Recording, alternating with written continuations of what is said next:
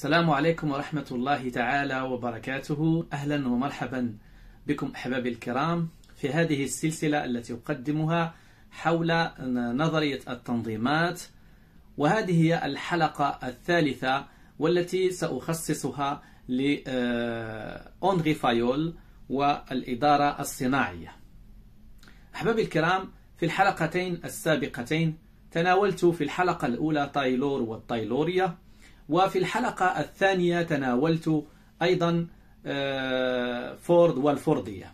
للإشارة فقط، هذا الشرح الذي أقدمه وهذه القراءة التي أقدمها فهي انطلاقا من كتاب بعنوان تيوري ديز أورغانيزاسيون، نظرية التنظيمات، لجان ميشيل بلان. فأنا أقرأ بالفرنسية ثم بعد ذلك أترجم المحتويات باللغة العربية، وحتى تعم الاستفادة، يعني يستفيد الذي يستمع من المعلومات التي أترجمها، وكذلك من المصطلحات المتداولة في مجال التنظيم باللغة الفرنسية.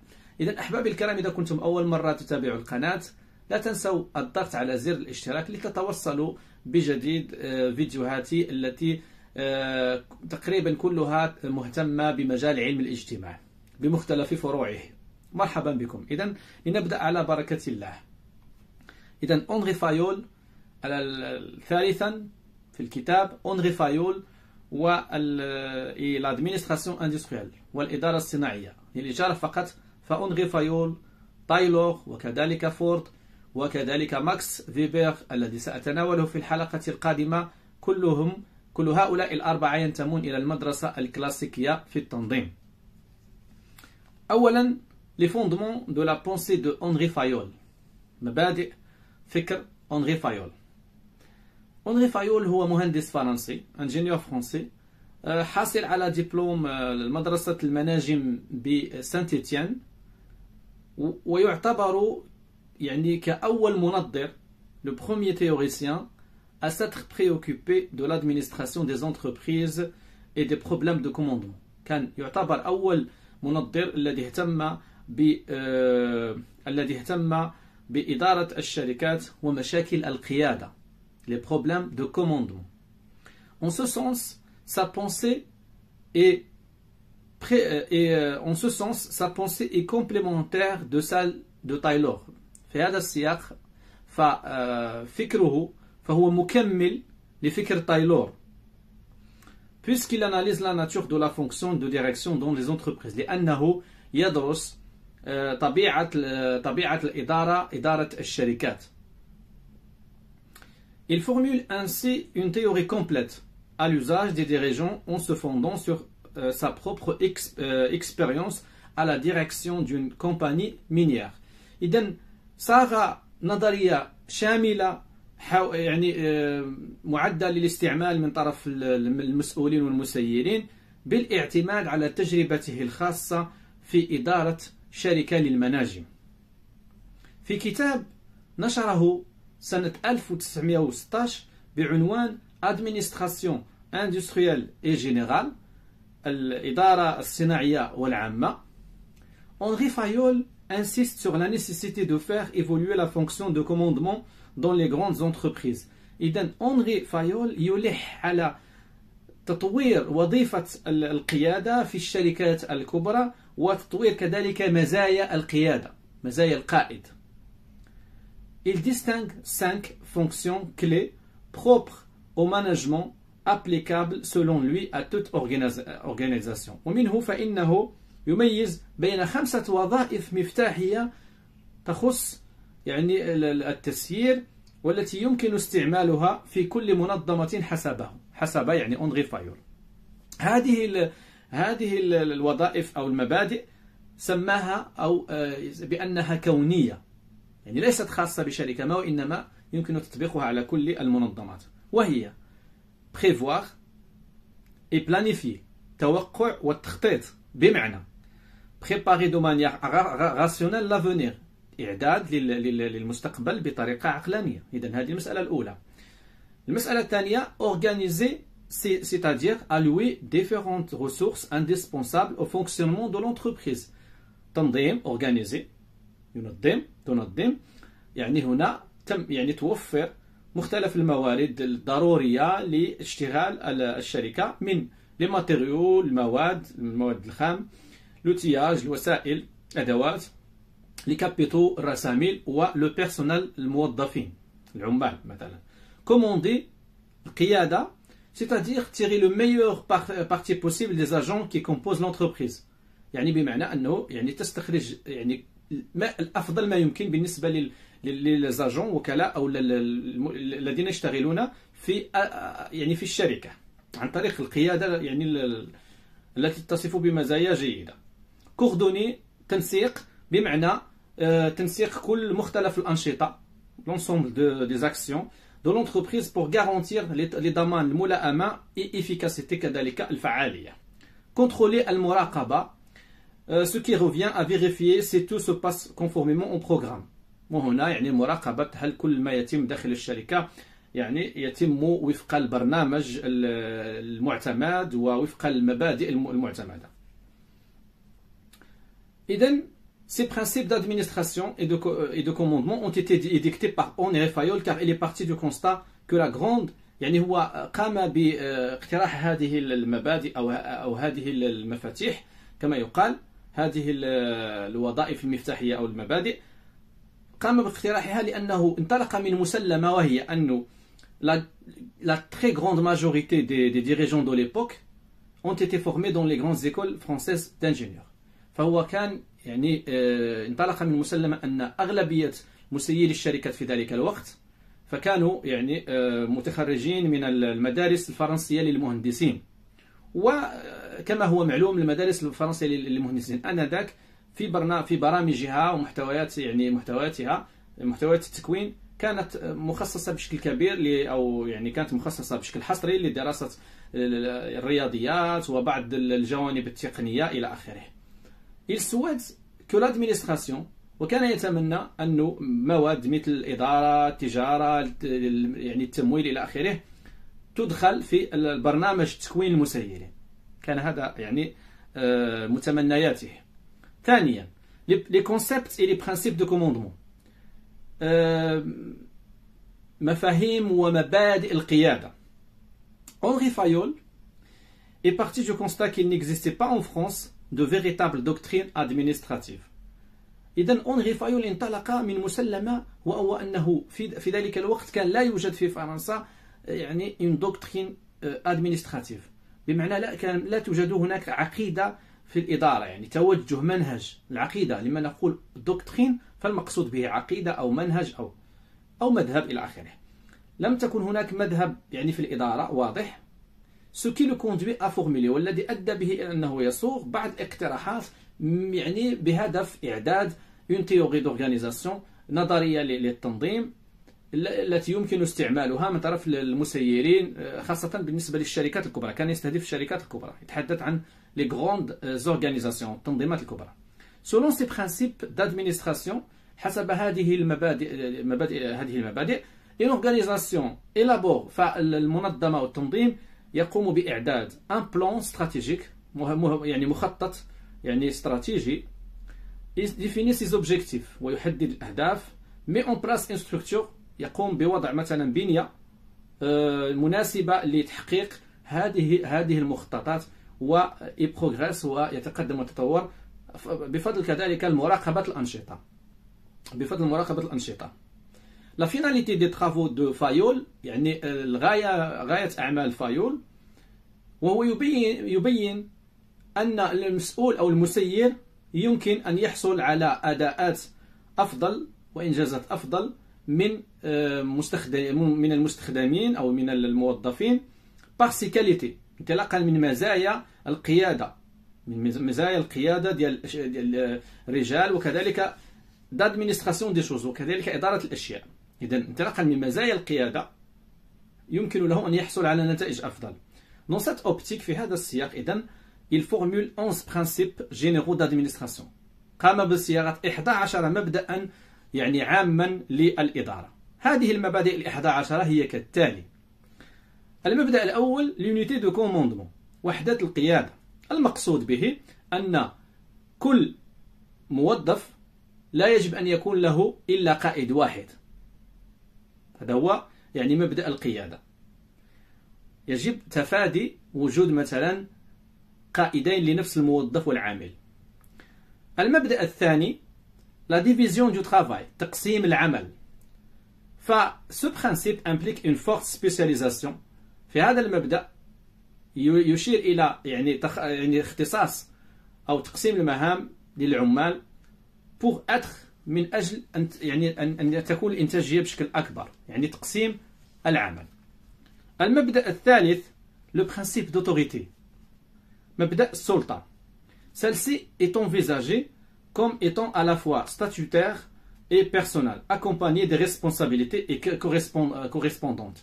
فإذا بالنسبة للسلطة فيكون هناك وضع، وكذلك بيرسونال أن الشخص تكون له مزايا، accompagné des responsabilités، تكون له يعني القائد أو الذي يملك السلطة تكون له مسؤوليات. Le principe de discipline، مبدأ الانضباط. رابعا مبدأ الانضباط. Cela correspond à l'obéissance. إذن هذا يعني الطاعة والحضور، الانضباط، عدم الغياب. les signes extérieurs de respect، مثلا العلامات أو يعني ديال الاحترام. conformément، وذلك بطبيعة الحال بناء على الاتفاقيات التي تكون بين الشركة والسالاريي، يعني بين الشركة والموظفين. l'unité de direction، وحدة الإدارة. Cela conduit à considérer qu'un seul leader et qu'un programme unique pour un ensemble d'opérations poursuivent le même but. وهذا يعني وحدة الإدارة بمعنى أنه قائد واحد وكذلك برنامج واحد يستهدف تحقيق هدف واحد، أهداف يعني واحدة. هذا هو المقصود. Il s'agit d'une condition nécessaire à l'unité d'action, à la coordination et à la concentration des forces en vue d'une convergence. وهذا بطبيعة الحال الهدف منه هو une convergence d'efforts، يعني توحيد الجهود. ثم مبدأ آخر وهو l'autorité de la hiérarchie، سلطة يعني التراتبية. فحسب أنري فايول tout leader doit être capable d'assumer des responsabilités hiérarchiques. كل قائد عليه أن يكون قادرا على تحمل مسؤوليات يعني تراتبية وتوسيع ونشر autour de lui، حوله يعني le courage، الشجاعة، وكذلك أن يأخذ يعني مبادرات prendre des initiatives. La clarté de la hiérarchie، وضوح. مبدأ آخر وهو وضوح يعني التراتبية. Il existe une chaîne hiérarchique، هناك سلسلة تراتبية qui est un cheminement imposé par le besoin d'une unité de commandement، وهي مفروضة لتحقيق وحدة القيادة. Il s'agit du principe d'administration hiérarchique، يعني الإدارة التراتبية. يعني هناك مثلا قائد، هناك يعني قائد مثلا وحدة معينة إلى آخره إلى آخره، هناك يعني تراتبية. Le sens de l'esprit de corps، كذلك مبدأ آخر وهو مبدأ يعني الروح يعني الجسم أو روح الفريق أو روح المجموعة. فبور لوتور بالنسبة لفايول il faut un réel talent، يجب أن يكون هناك موهبة حقيقية للتنسيق الجهود، تنسيق الجهود ديال كل العناصر أو كل الموظفي الشركة. ستيمولي لو زال، يعني تحفيزهم على أو تحميسهم، حماسة لو زال. utiliser la faculté de tous et récompenser le mérite، وكذلك مكافأة الاستحقاق sans troubler، بدون يعني أن يعني يقوم بإزعاج أو troubler l'harmonie des relations، دون تأثير على يعني الانسجام العلاقات. ثم مبدأ آخر وهو المبدأ التاسع un système de rémunération équitable، منظومة أجور متساوية. Le mode de rétribution doit encourager la création de valeur et le sort du personnel. إذن منظومة أجور متساوية فيها التساوي، مبدأ التساوي. ثم المبدأ الآخر le principe d'équité، المبدأ المساواة، وهو la manière dont sont gérés les salariés doit susciter un sentiment، يعني الطريقة التي يتم تسيير بها الموظفين والسالاريي يجب أن يعني تشعر الموظفين والسالاريي والعمال، تشعرهم بوجود ما يسمى بعدالة اجتماعية، عدالة اجتماعية. ثم آخر مبدأ هو la stabilité du personnel، استقرار يعني الموظفين والعمال. André Fayol part du principe que les salariés des entreprises prospères doivent être stables. إذن هو ينطلق من مبدأ هو أن الأجراء والموظفون لشركة معينة يعني مزدهرة يجب أن يكونوا قارين، يعني يجب أن تكون هناك استقرار في العمال. L'instabilité du personnel est envisagée comme la conséquence، وبالتالي فإنه عدم استقرار العمال، يعني مثلا تغيير العمال باستمرار، فهذا يعتبره كنتيجة لخلل وظيفي اجتماعي. Au total, les idées formulées par Henri Fayol associent stratégie et théorie organisationnelle. إذن في النهاية فالأفكار فايول فهي تربط بين الاستراتيجي، يعني التخطيط والاستراتيجية، والنظرية التنظيمية، ومونتر وتبين الحاجة إلى تطوير وظيفة القيادة وتطوير كذلك مزايا القائد والقيادة. En réalité, l'apport de Fayol très en avance sur son temps est considérable. فالمساهمة كانت معتبرة وكبيرة، ويعتبر كأنه كان سابقا لأوانه في أفكاره. car sa théorie لأنه نظريته كانت تتوقع بطريقة يعني فيها نوع من الذكاء والاختراع. في ذلك الوقت توقعت تقريبا la plupart des analyses، كل تقريبا مختلف الدراسات أو أغلب الدراسات الحديثة التي كانت حديثة حول لا براتيك مودرن، حول الممارسة العصرية للتسيير داخل الشركات، يعني كانت أفكاره سابقة لأوانها. الآن ثالثا les apports et les limites de l'administration industrielle de Fayol، المساهمة وكذلك محدودية أفكار Henri Fayol. إذن فكر Henri Fayol، la pensée de Henri Fayol est souvent associée à celle de Taylor، يعني تربط في الغالب بأفكار تايلور بطريقة خاطئة. Dans son livre، في كتابه Fayol، il consacre pourtant plusieurs pages à une discussion du système taylorien. في كتابه فهو خصص مجموعة من الصفحات لمناقشة نظام تايلور ونموذج التايلوري، وكان ينتقد على الخصوص la violation par Taylor du principe d'unité de commandement. كان يعني ينتقد عدم احترام تايلور لمبدأ الوحدة القيادة. حسب فايول فتايلور كان يرتكب خطأ، كان يعني ارتكب خطأ كبيرا، وهو عندما قام ب يعني جعل السلطة في يد مجموعة من الناس، مجموعة من الخبراء فوق يعني العمال، وبالتالي فهو كان يريد الرجوع إلى الطريقة التقليدية التي تعني المرور بمسؤول واحد للفريق. De plus, Fayol ne partageait pas l'idée d'une nécessité d'un contrôle étroit du travail. كذلك لم يكن يقتسم فكرة مراقبة صارمة للعمل كما كان الشأن بالنسبة لتايلور. Au contraire, il estimait que rien ne valait l'organisation libre، فهو كان يعني يعتبر بأنه التنظيم يجب أن يكون حرا في اختيار مثلا ليزيكيب ديال العمال، فرق العمل، qu'il fallait leur laisser، ويجب أن نترك لفرق العمل حرية اختيار الطريقة والمنهجية وكذلك l'outillage الأدوات التي يمكن أن يستعملوها. Il voyait même dans tout cela une salutaire autosélection des ouvriers et une source supplémentaire d'une bonne entente et d'émulation. وكان يرى في هذا الأمر يعني ترك الحرية للعمال في اختيار مثلا فرق العمل وكذلك طريقة العمل والأدوات، كان يرى أن ذلك سوف يؤدي إلى أن العمال يكون راضين عن العمل وكذلك يشتغلون بحماس وبرغبة قوية. ce qu'on appelle une émulation بمعنى أن الإنسان يعطي يعني ما هو منتظر أو أكثر.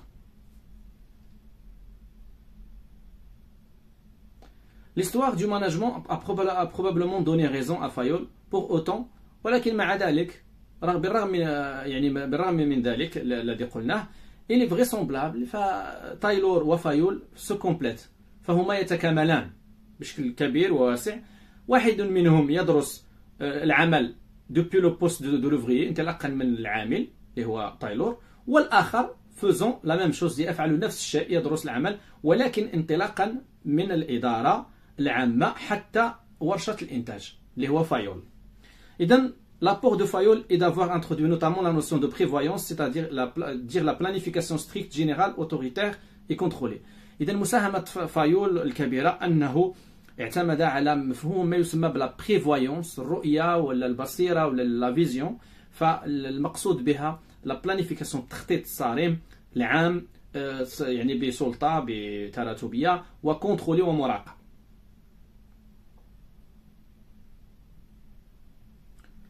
Finalement, l'œuvre de Fayol, أخيرا فأعمال فايول أو عمل فايول est encore riche d'enseignements. هي ما زالت غنية يعني بالأشياء الموجودة فيها يمكن دائما أن نتعلم منها في مجال التسيير. Ne serait-ce que lorsqu'on considère qu'il avait juste de promouvoir une plus grande culture générale du gestionnaire et pour une moindre mathématisation dans la formation de ceux qu'il voyait alors comme des administrateurs. وبطبيعة الحال هو كان يرغب فايول في أنه تكون هناك ثقافة في مجال التسيير كبيرة بالنسبة للذين يسيرون الشركات، وأن تكون هناك يعني في تكوينهم كما أشرنا تجارة إدارة إلى آخره، والقليل يعني أقل من فيما يخص المسائل ديال الرياضيات المسائل التقنية. كان يعني يريد أن يكون مسير الشركة يتقن كذلك مجال التدبير ومجال التجارة والفينانسمون إلى آخره إلى آخره.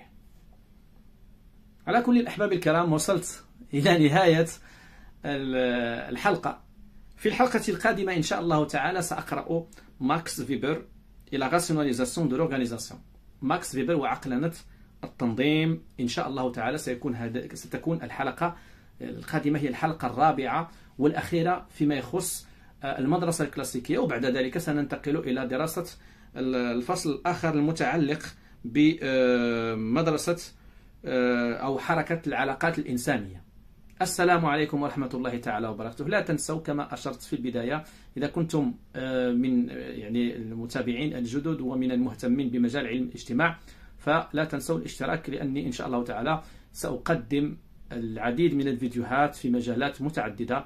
مثلا سأقدم في الحلقات أخرى إن شاء الله تعالى قادمة بعض يعني سأقدم شرح لكتاب خاص بسوسيولوجيا التربية. السلام عليكم ورحمة الله تعالى وبركاته.